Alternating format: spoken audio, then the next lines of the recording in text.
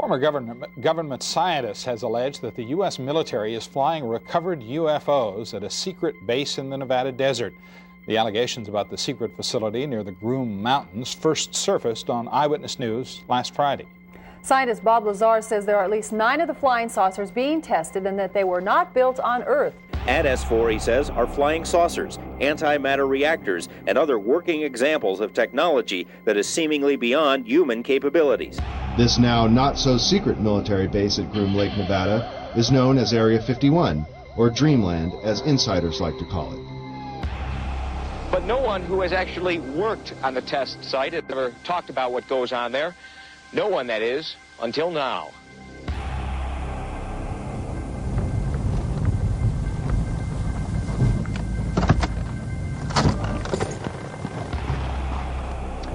Hi, I'm Bob Lazar. During late 1988 and early 89, I worked on the propulsion systems of extraterrestrial vehicles for the United States government. The hardware and technology I was exposed to should be placed in the proper hands of the scientific community, and it is the right of every person on Earth to know that there is physical evidence which proves that there is life elsewhere and that at least one form of that life has been here. You're talking about contact, physical contact and proof from another system, another planet, another intelligence.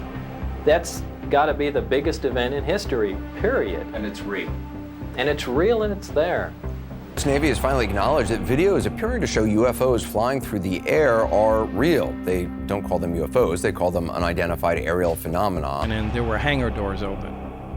I went into the hangar door, and in the hangar door was the disc, the flying saucer that I worked on. The flying saucer mystery makes headlines. A young Frenchman photographed this flying saucer, or is it, from a mountainside in central France.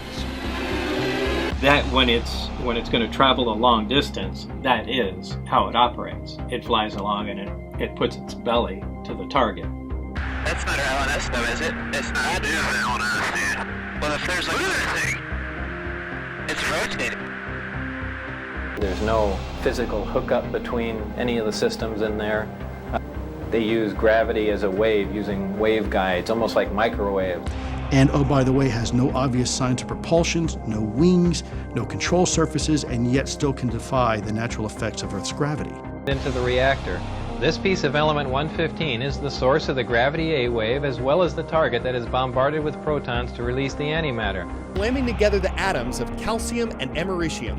And it's a beast. Its atomic number is 115, much heavier than lead or uranium. The gas surrounding the craft emits light, the same reason why lightning is visible. You have a huge electrical discharge. This is what people are talking about. Yeah, it's creating quite a buzz. These mysterious lights, they appeared right off of our coast here in San Diego. They had nine craft altogether. I only got hands-on with one of them, so I can't really say how the others operated. Pilot Kenneth Arnold described 9 unusual objects flying in the sky while he was flying near Mount Rainier 8 days before the Roswell incident. It was the test flight he witnessed. The bottom of it glowed blue and began to hiss like high voltage does on a round sphere. That's definitely not an airplane. It's maintaining a light. The light is white on top and blue underneath. It is lowering. With the Bob Lazar thing, I wanted to know, first of all, I want to be around him and see if I could smell bullshit. Did you? Okay. No, I didn't, man. That was what's weird about it. Not only did I not smell bullshit, I went over all of his interviews. He hasn't done a lot, but he's done enough. And he's done them over the course of 30 plus years.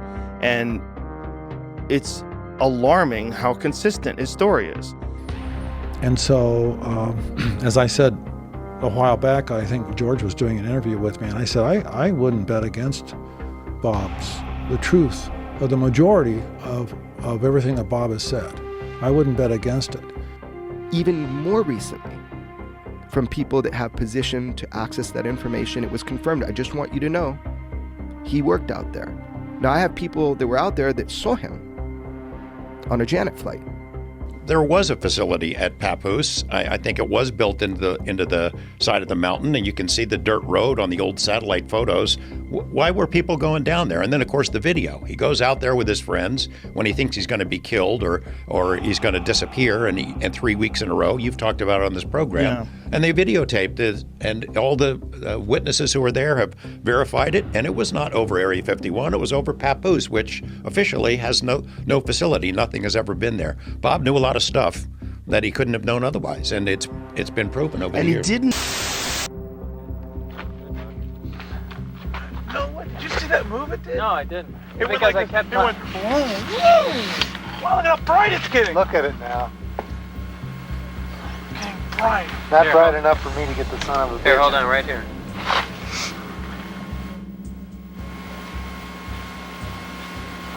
Are you there? No.